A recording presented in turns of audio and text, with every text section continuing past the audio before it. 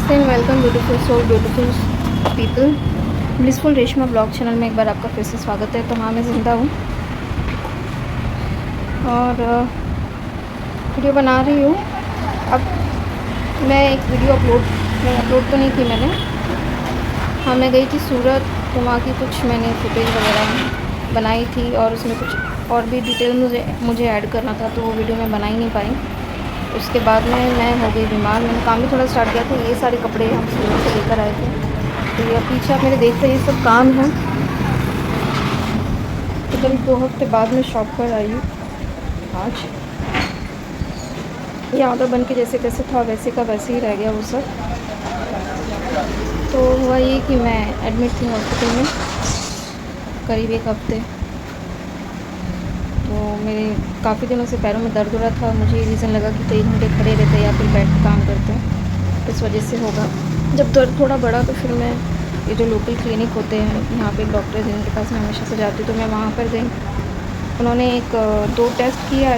एक आर्थराइटिस का टेस्ट था, तब मुझे पहली बार ये वर्ड सुना था, मुझे मालूम नहीं था क्या होता है। तो उन्होंने 1 हफ्ते की मेडिसिन दी थी, वो मैंने खाई। तब तक भी मैं ठीक ही थी, मतलब दर्द था, कम ज़्यादा हो रहा था। और रात को बहुत ज़्यादा होता था, पैर ऐसे पूरे काँपते थे। नीचे जो तलवे होते हैं पैर की, जो सोल हम बोलते हैं जिसको, ये हील होता है हमारा, टो जो होता है, बहुत ज़्यादा दर्द दे रहा था। और रात को सोते वक्त वो दर्द ज़्यादा बढ़ जाता था।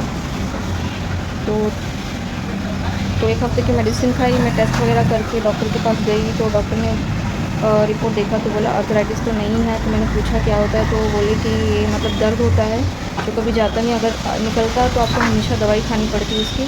पर लकीली आपको आर्थराइटिस है नहीं, जस्ट शोल्डर पेन है बोलकर उन्होंने 10 दिन का कोर्स और दे दिया। मैं यहाँ पर आई, मैंने दवाई ख़रीदी, तो मैंने दवाइयों की काउंटिंग देखी, हैरान थी। 8-10 दवाई कुछ दिन में खानी थी, दोपहर को भी खानी थी और 8-10 रात को भी खानी थी। तो मैं वो कर भी पाऊँगी कि नहीं, मुझे डाउट था। इतनी दवाइयाँ और फिर काम, और दवाई खाना मुझे पसंद नहीं। तो पूरे 10 दिन की मेडिसिन वगैरह मैंने ख़रीद ली थी, लेकिन फिर उस दौरान जो दर्द था मेरा बहुत ज़्यादा बढ़ने लग गया। तो मैंने डिसाइड किया कि मैं हड्डी के डॉक्टर को दिखाती हूँ। तो यहाँ पे एक डॉक्टर है हड्डी के, वहाँ का नंबर वगैरह निकाल के। उस दिन मुझे बहुत ज़्यादा दर्द हो रहा था, मुझे मतलब जो मैं सुबह से रोई जा रही थी। तो मम्मी ने बोला ठीक है अभी जाते हैं, हड्डी के डॉक्टर के पास ही जाते हैं, लेकिन वो डॉक्टर आता है शाम को 6 बजे। तो मैंने जैसे तैसे करके पूरा दिन और शाम पूरी निकाली रो कर, क्योंकि वो दर्द मुझसे बर्दाश्त नहीं हो पा रहा था। मम्मी ने बीच में बोला चल हॉस्पिटल भी जाते, तो मैंने बोला कोई फ़ायदा नहीं है, फिर कोई मेडिसिन देगा, फिर थोड़ी देर फिर दर्द ठीक होगा, फिर एंड में हड्डी के डॉक्टर के पास तो जाना ही जाना है, क्योंकि पैरों का दर्द था तो मुझे लगा वही जाना ठीक होगा अभी।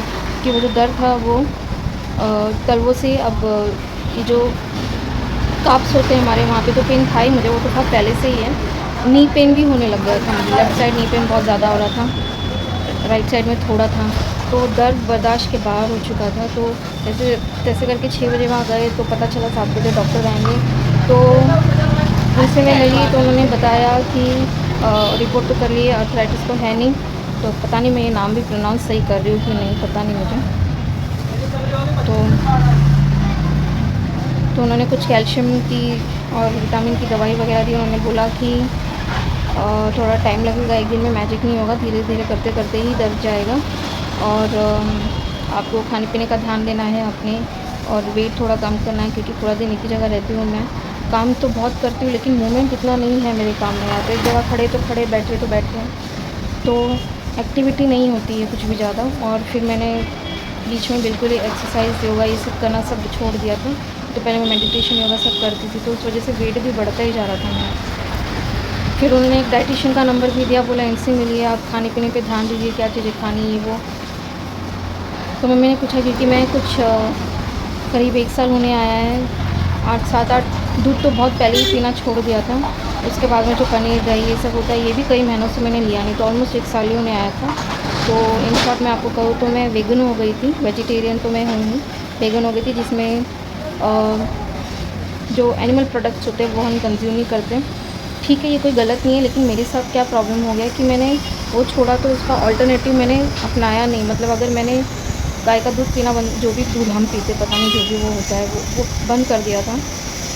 तो एटलीस्ट मुझे बादाम का या कोई और दूध पीना चाहिए था, पर वो कुछ जो अल्टरनेटिव होते हैं, अगर हम वेगन हो जाते हैं तो जो प्लांट बेस्ड प्रोडक्ट होते हैं वो बहुत ही ज़्यादा एक्सपेंसिव होते हैं।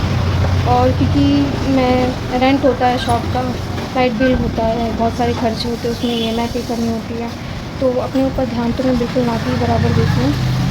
तो इस वजह से क्या हुआ, मैंने वो चीज़ स्किप कर दी। मुझे लगा नहीं था कि मेरे साथ इतना सब कुछ हो जाएगा।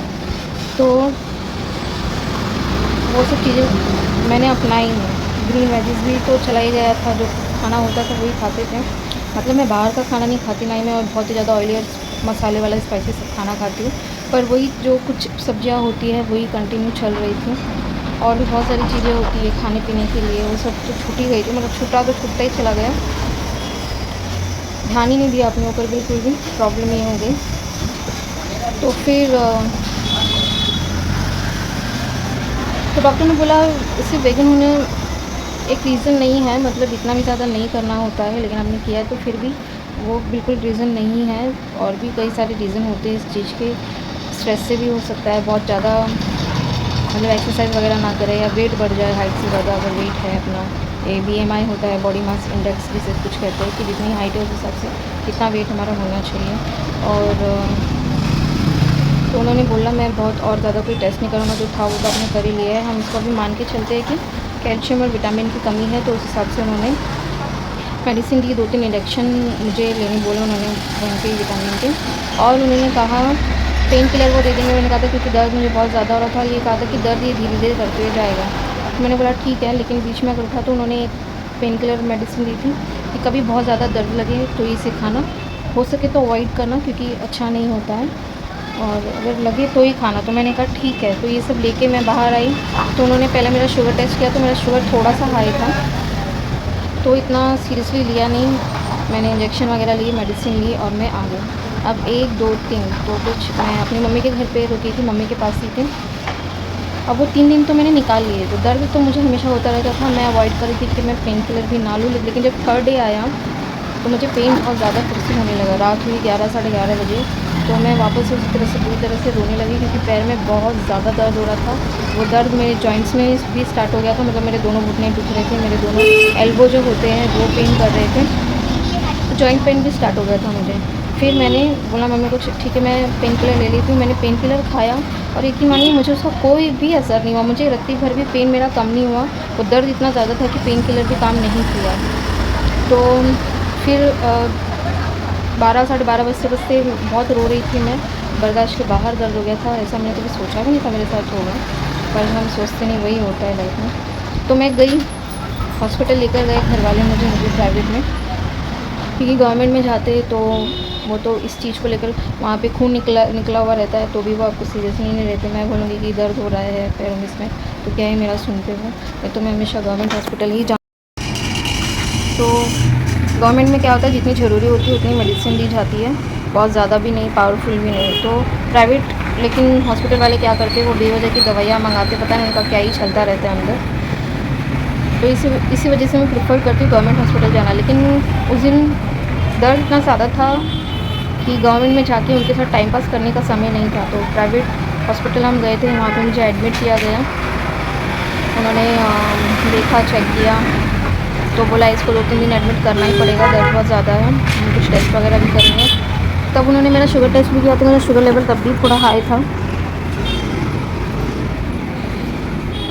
उसके बाद में मेडिसिन वगैरह शुरू हुई तो रोज़ मुझे BP चेक भी करते थे और शुगर टेस्ट भी करते थे। जो शुगर टेस्ट हो रहा था वो हर दिन धीरे धीरे बढ़ता जा रहा था। जैसे सुबह चेक किया तो 250, दोपहर आने तो 300, शाम तक 400 हो गया, दूसरे दिन 500 हो गया, ऐसे बढ़ता चला जा रहा था। तो उन्होंने बोला डायबिटीज़ का भी इसका कुछ हो सकता है, और प्लस क्योंकि मम्मी को भी डायबिटीज़ है मेरे, तो लेकिन एक ये भी डाउट था कि इतना जो एकदम से बढ़ता चला जा रहा है शुगर, उसका रीज़न एक ये भी था कि वो जो सलाइन चढ़ाते हैं या जो मेडिसिन दे रहे थे, जो भी पेन किलर जो भी मुझे दिया जा रहा था, उससे भी जो है शुगर लेवल मेरा हाई हो रहा था। तो उन्होंने बोला हम एक टेस्ट करते हैं, इसमें 3 मंथ्स का शुगर टेस्ट किया जाएगा, और जिससे हमें पता चल जाएगा कि उसको यहाँ आने से पहले भी शुगर था पहले या नहीं था, या ये मेडिसिन से हुआ है। तो मैंने बोला ठीक है। तो वो एक आखिरी टेस्ट था, वो परफॉर्म किया गया, तीसरे, चौथे, 5वें,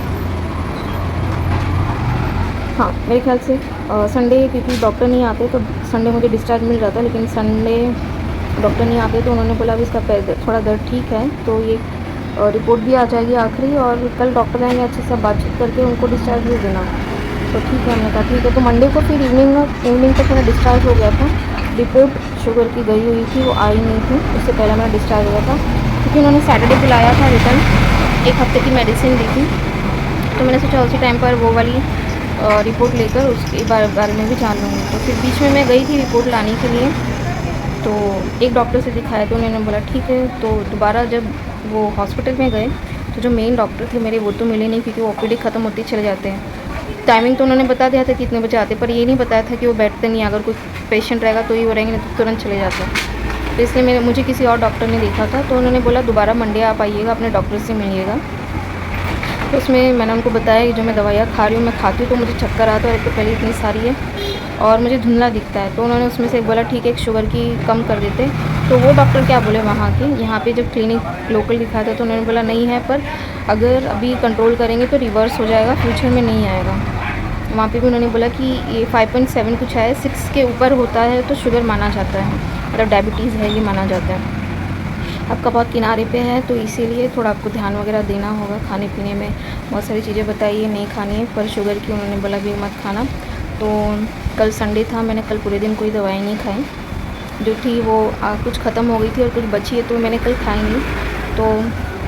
तो रात होने तो क्या हुआ ना, जैसे ये हाथ पे सलाइन वगैरह चढ़ाया था, फ़ोटो में इतना नहीं दिखेगा, पहले सॉरी वीडियो में पहले इस हाथ में था, फिर ये सूज गया, इसमें भी 2 ट्राई किए थे, दूसरे हाथ में 2 बार उन्होंने ट्राई किया था, क्योंकि वो जा नहीं रहा था पहली बार में, तो दूसरी बार फिर दूसरी बार से किया तो वो गया। तो अब जैसे ही असर ख़त्म हुआ, कल पूरे दिन दवाई नहीं खाई कोई भी मैंने, तो रात से ही मुझे जहाँ जहाँ भी इंजेक्शन लगे वो सारे पेन महसूस हो रहे हैं, जहाँ पर भी मुझे सुइयाँ लगी थी, वो सलाइन वगैरह जो चढ़ा थी जहाँ पर भी, वो सभी दर्द महसूस हो रहा है। और अब हल्का हल्का जो पैरों में नीचे तलवों में दर्द घुटने में वो भी फील हो रहा है। तो करीब अभी 4 बजे, मंडे है आज, 4 बजे डॉक्टर के पास जाना है मुझे।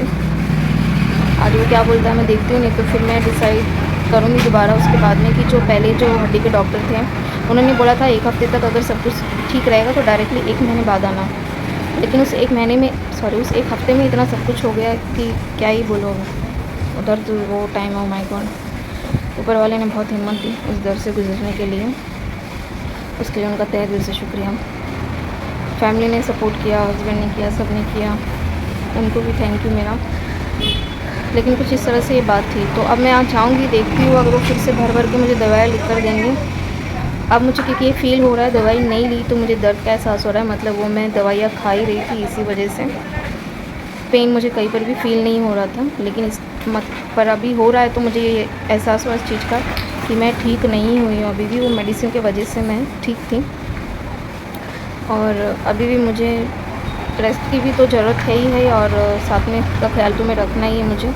तो रोज़ सुबह मैं एक्सरसाइज वगैरह भी करती हूँ, खाने पीने का ध्यान दे रही हूँ। शक्कर इतने दिन से बिल्कुल भी नहीं ली, शक्कर तो मैं वैसे भी नहीं खाती, सिर्फ कॉफ़ी में डाल के, वो भी थोड़ा ही, क्योंकि मुझे कॉफ़ी भी मीठी पसंद नहीं है, कड़वी पीती हूँ मैं थोड़ी, और वो भी ब्लैक कॉफ़ी पीती हूँ, तो कम शक्कर ही लेती हूँ, पर वो भी बिल्कुल बंद हो गई। चावल आलू वो सब खाना तो मैं पूरा ध्यान दे रही हूँ, ताकि 1 महीने बाद जब दोबारा से वो शुगर की जो हम रिपोर्ट करेंगे तो उम्मीद करती हूँ कि उसमें कम आए, क्योंकि मुझे उस टाइम पे फील हुआ जब मुझे मतलब बोला गया था कि हाँ तुमको डायबिटीज़ डिटेक्ट हुआ है, तो मैं रोई थी कि इजी नहीं होता है, क्योंकि हमारी हर लाइफ की हर चीज़, जैसे हम राइस खाते हैं, आलू खाते हैं, ये सारी चीज़ें क्या होती हैं, इनमें ऑलरेडी शुगर होता है, और काफ़ी फ्रूट्स वगैरह भी होते हैं उनमें भी शुगर होता है। और शक्कर मीठा भी मैं जल्दी से खाती नहीं, और शक्कर अगर चलो मान लीजिए कॉफ़ी में नहीं लेते, एक आदत भी हो जाती है, मैं इतने जल्दी से पी रही हूँ, तो बिना शक्कर की कॉफ़ी पीने में मुझे कोई हर्ज नहीं होता, कोई प्रॉब्लम नहीं। लेकिन हमेशा हम अगर बोलेंगे कि डायबिटीज़ हो गया, आप नहीं समझ सकते हो जिनको डायबिटीज़ होता होगा उनको कितना कितना सोच समझ के खाना पीना पड़ता होगा, हर एक चीज़ की अफेक्ट करेगी कि नहीं करेगी। तो इस वक्त मुझे अपना बहुत ख्याल रखना है, ताकि मेरा जो भी है वो रिवर्स हो जाए, और अब से मैं अपनी सेहत का पूरा ख्याल रखा करूँगी, अपनी हेल्थ का, खाने पीने का, एक्सरसाइज का, हर एक चीज़ का, सोने का टाइम पे बंद करना, टाइम पर सोना, सब कुछ ध्यान दूँगी, ताकि मुझे दोबारा हॉस्पिटल ना जाना पड़े। तो आज तो मैं आई हूँ शॉप पर, क्योंकि अभी करवा चौथ आ रहा है, तो 1-2 कस्टमर थे नवरात्रि में जिन्होंने दिया था, उनका भी फ़ोन आया था, क्योंकि मैं अभी बाहर सबके कपड़े तो नहीं लेती हूँ, लेकिन जो मेन कस्टमर हैं उनके तो थे बनाने के लिए। लेकिन उन्होंने फ़ोन किया, पता चला उनको कि मैं ठीक नहीं हूँ, तो उन्होंने कुछ बोला नहीं। मेरे कस्टमर्स को भी मुझे थैंक यू बोलना है, बहुत ही कोऑपरेटिव और अंडरस्टैंडिंग है वो लोग भी। वो पहन नहीं पाए, मुझे वो याद आता था बार बार, अरे मैं हॉस्पिटल में हूँ। नवरात्रि के टाइम पे ही मैं एडमिट थी और पूरी नवरात्रि निकल गई हॉस्पिटल में ही, और फिर वो उनकी साड़ी ब्लाउज़ सब मेरे पास था, वो पहन नहीं पाए होंगे, उनके प्रोग्राम होंगे जो भी हैं। लेकिन मैंने उनको बताया तो उन्होंने बोला कोई बात नहीं, आराम से आप जब भी ठीक होंगे बनाना। तो मुझे वो अच्छा लगा। तो मैं जब भी बनाऊँगी तो बहुत दिल से और बहुत अच्छा डिज़ाइन, उनका जितना डिज़ाइन उन्होंने बना दिया उससे और थोड़ा ज़्यादा एक्स्ट्रा बना के उनको दूँगी मैं मेरी तरफ से।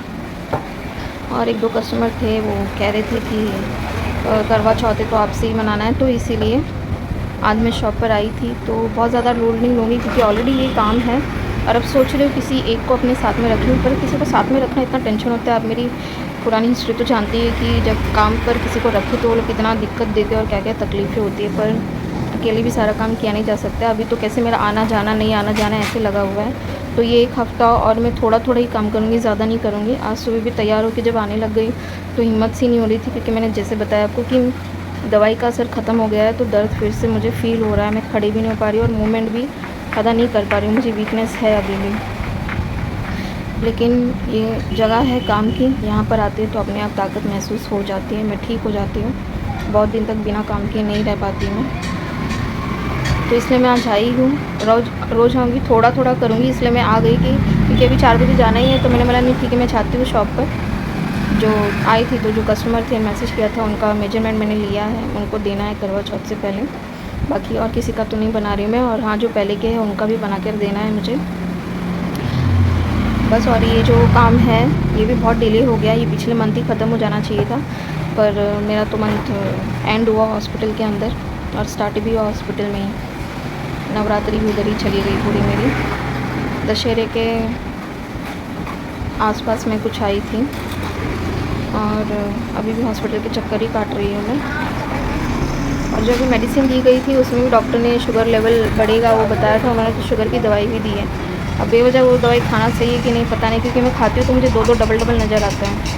तो ये सैटरडे गई थी तो जो दूसरे डॉक्टर थे वो कह रहे थे नहीं आप मंडे को आओगे तो थोड़ा बहुत कम कर देंगे आपका, अब इतनी मेडिसिन नहीं देंगे, क्योंकि मैंने उनको बोला था खाती हूँ तो मैं होश में ही नहीं रहती हूँ, मुझे सब सफ़ेद धुंधला दिखता है। मैं काम भी करना है मुझे स्टार्ट अपना, और इस साल की दिवाली तो चली गई, कोई फ़र्क मतलब कुछ नहीं हो पाएगा मेरा। लोड में ले नहीं पाऊँगी, काम में कर नहीं पाऊँगी, और मुझे करना भी नहीं है, क्योंकि आज सही रहूँगी, अपना ख्याल रखूँगी तो आने वाली अगली 10 दिवालियाँ मना पाऊँगी। इस दिवाली के चक्कर में रह गई तो हो सकता है कोई भी दिवाली कुछ भी ना कर पाऊँ।